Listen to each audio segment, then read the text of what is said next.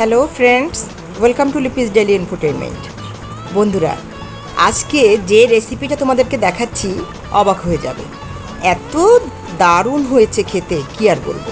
দেখতেই পাচ্ছ রান্নাটা কমপ্লিট করেছি। আর কি দিয়ে করেছি তরমুজের খোসা দিয়ে। তরমুজের খোসাটাকে আমি এভাবে প্রসেসিং করে নিচ্ছি।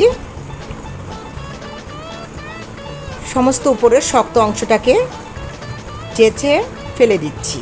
আর ভিতরে যে লাল অংশ, এটা একটা চামচ দিয়ে আস্তে আস্তে করে যতটা সম্ভব চেঁচে ফেলে দিচ্ছি। বন্ধুরা, আমার তরমুজের খোসাগুলো ছাড়ানো হয়ে গেছে। এবার ছোট ছোট ডুমো ডুমো টুকরো করে কেটে নিয়েছি, দেখো এরকম করে। এবার চুলায় জল গরম করতে দিয়েছি অল্প পরিমাণ। সেখানে তরমুজের খোসাগুলো দিয়ে ভালো করে কিছুক্ষণ সময়ের জন্য সিদ্ধ করে নেব। মোটামুটি ভালো সিদ্ধ না হওয়া পর্যন্ত এটা কিন্তু তুলব না। অনেকক্ষণ পরেই ফিরে এসেছি। ফিরে আসার পরে আমি ভালো করে ধুয়ে ঝরা দিয়ে দিয়েছি, জল ঝরিয়ে নিচ্ছি অর্থাৎ। আর এদিকে আমি তরমুজে ব্যবহার করার জন্য ফুলকি ভেজে নেব। তার জন্য মুসুর ডাল ভিজিয়ে রেখেছিলাম, সেটা ব্লেন্ডিং করে তার মধ্যে বেসন, চালের গুঁড়ো দিয়ে আমি একটা ব্যাটার তৈরি করে ছোট ছোট ফুলকো ফুলকি ভেজে নিচ্ছি।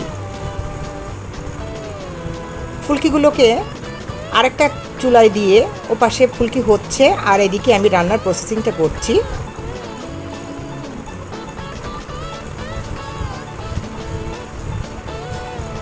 তেল দিয়ে দিচ্ছি কড়াইতে, দিয়ে দিচ্ছি তেজপাতা আর এলাচ আর দারচিনি।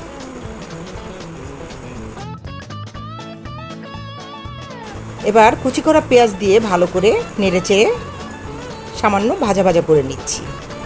এবার সিদ্ধ করা তরমুজের খোসাগুলোকে দিয়ে একটু সময় নিয়ে কষিয়ে নেব।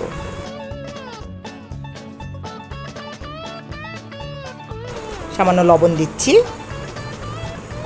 আর সামান্য হলুদ দিয়ে দিচ্ছি।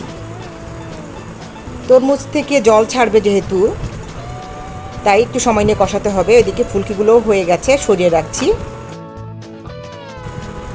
সামান্য জিরা বাটা, সামান্য আদা বাটা দিয়ে দিচ্ছি, আর দিচ্ছি সামান্য ধনিয়া গুঁড়ো আর লাল লঙ্কার গুঁড়ো।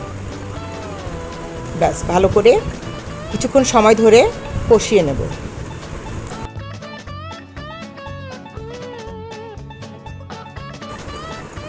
চিটচিট করে শব্দ উঠলেই বুঝতে হবে যে কষানো হয়ে গেছে। এবার পরিমাণ মতো জল দিয়ে দেব। দুটো কাঁচা লঙ্কা দিয়ে কিছুক্ষণ সময়ের জন্য ঢেকে ঢেকে রান্না করব। এবং দেখে নিতে হবে সিদ্ধটা হয়েছে কি না ভালো করে।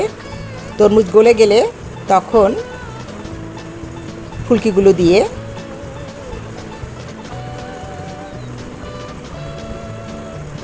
ভালো করে নেড়েচেড়ে মিক্স করে নেব। তরমুজের খোসাটা সাধারণত খুব একটা বেশি গলে না, অনেকটা শসার মতো কিছুটা শক্ত শক্ত ভাব থাকে। তারপরেও খেতে মন্দ লাগে না কিন্তু। বন্ধুরা, আজকের রেসিপি যদি ভালো লাগে অবশ্যই লাইক, কমেন্ট আর শেয়ার করো। আর যে সকল বন্ধুরা দেখছো অথচ আমার চ্যানেলকে এখন পর্যন্ত সাবস্ক্রাইব করোনি, তাদেরকে বলছি অবশ্যই আমার চ্যানেলটিকে সাবস্ক্রাইব করে বেল বাটনটা প্রেস করে রেখো। আর পরবর্তী পর্যায়ে নতুন কোনো ভিডিও নিয়ে চলে আসবো, সেই পর্যন্ত অপেক্ষা করো। ঠিক আছে, ভালো থেকো বন্ধুরা, টাটা।